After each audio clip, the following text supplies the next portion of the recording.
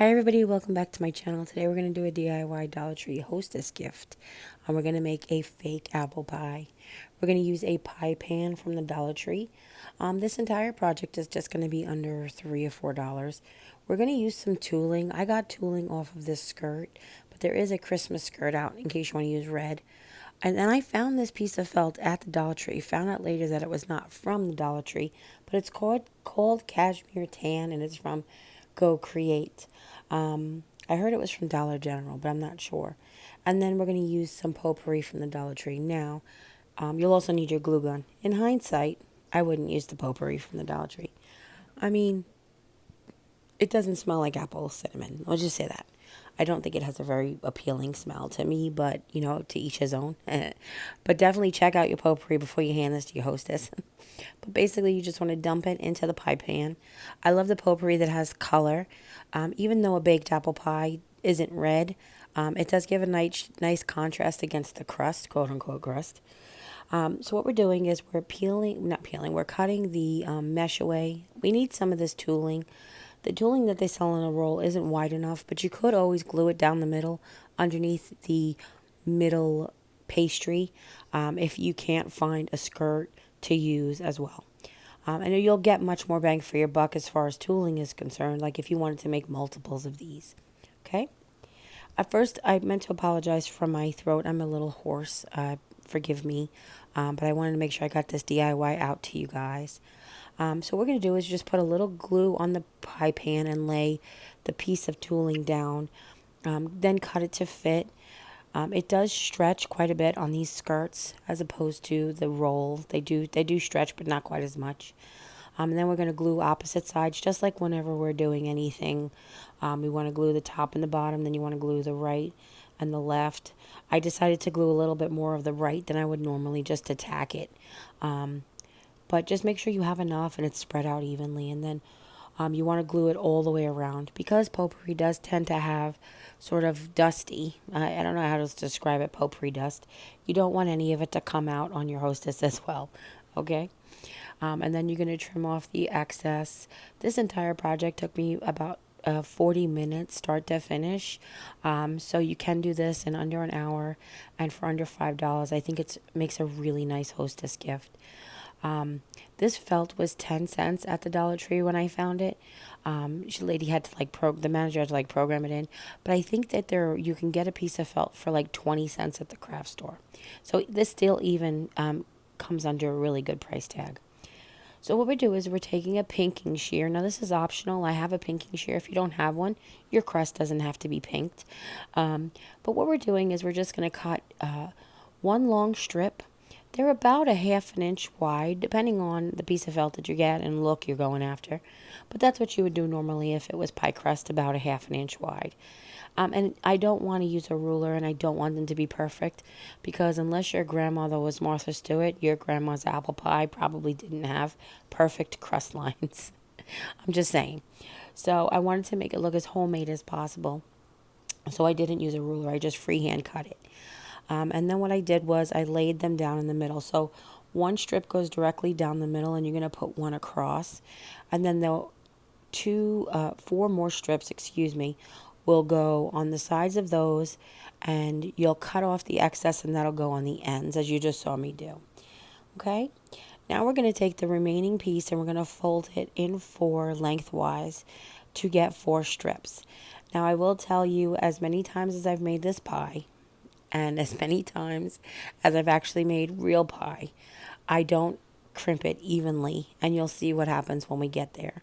But what we're doing really quickly is just weaving it. Basically, it's like a basket weave. That's not necessary. It's just what pie makers do, so you want it to look as much like a pie. You want to weave it. You just want to go over and under. It's nothing, like no scientific measurements or anything, okay? And you just push it to pull it and adjust it to look as well as you want it to be. The mesh is actually going to keep all the potpourri in and let the fragrance out. The rest of it is merely decorative to make it look like a pie. When I first made these, this could have been a Thursday Throwback Comeback because we made these back in the late 80s, early 90s. We used to make them in a terracotta saucer from under like a flower pot, which always looks really cute. And the fragrance also comes through the terracotta, not quite as much. And back then, potpourri was a little stronger. So what I'm doing here is I'm actually glued all of the strips together. But first what I'm doing is I'm turning over just the top edge. You could skip this step if you want to. It's just that when you make a pie crust, you do tuck under the edge traditionally before you crimp it. So I'm taking that extra step just to make it a little bit more realistic. But if your dexterity won't allow you to do that, or if you keep burning yourself on hot glue and you don't trust yourself, you can skip this step. Okay? I'm just doing it all on along the edge of each one. I'm folding it about an eighth of an inch over, and then I'm gluing the next piece to it. Try not to overlap too much because depending on how much you left over of your crust piece, you'll have to make sure that it stretches around the entire crust. Now, math would allow for me to say that I would have fit it if math worked.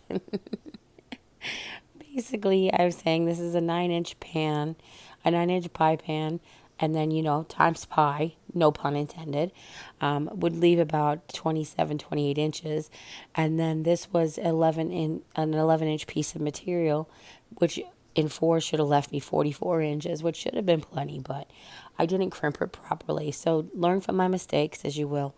But I have to tell you, just in all fairness, to make you feel better about any mistakes that you may make, every single time that I make this pie, I crimp it wrong. But I honestly feel like it does add more to that homemade feel. The same thing goes for when I actually make pie. I don't always crimp it perfectly. Maybe 1 out of every 10 pies comes out like camera ready, if you want to put it that way. So I feel like it adds to the little hominess to it. Now we're going to keep all the little scraps because we're just going to decorate it like you would do with a pie. Usually you take your little scraps and you can cut out little embellishments to add to it, and we're going to do that as well. But what we're going to do is we're going to start on one end, and we'll start on basically where a stripe goes across so we can kind of keep track of how we're spacing it. And you just want to fold over a little bit and under a little bit. And what I'm doing is I'm tucking glue under the fold and then in the fold, if that makes any sense. Hopefully that does. And I'm not actually gluing it to the pie pan yet. But you can see how close I'm spacing them together. That's too close. Don't learn from me. Don't learn from this part. Though it does look prettier this way, you will run out of felt unless you manage to be able to cut yourself 5 pieces, because then you'll have plenty. Okay. So once you have like a section done that's like basically not pleated. Oh my goodness. It's pleated because it's fabric. But that you have a section crimped, then you can go ahead and glue that section down to the pie pan. I find that easier in case I have to redo a section. Then I don't have to worry about peeling it up and peeling it apart.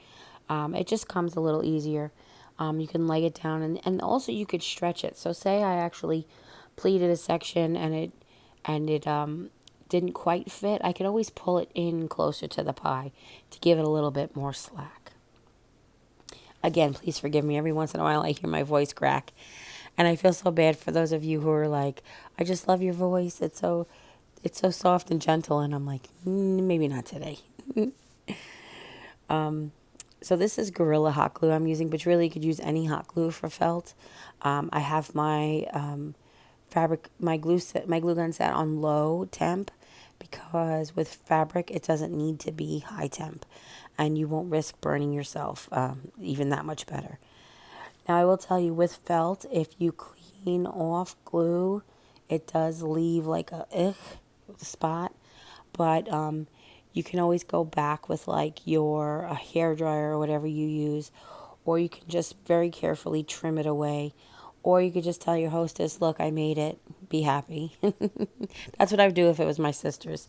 I'd be like, look what I made you, it's not perfect, love it anyway.